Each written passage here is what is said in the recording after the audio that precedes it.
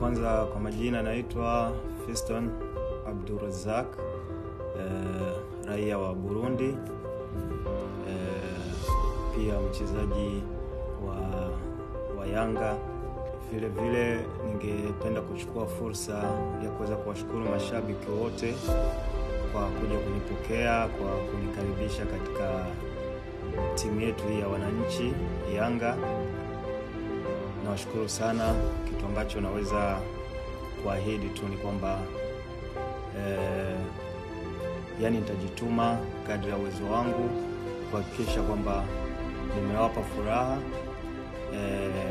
nimefunga magoli vile vile, na kuhakikisha vile vile kwamba timu yetu imemaliza bingwa mwaka huu.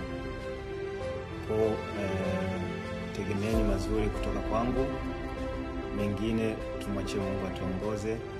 Insha Allah, nina imani kwamba mwaka huu tutafanya vizuri zaidi na tutachukua ubingwa insha Allah.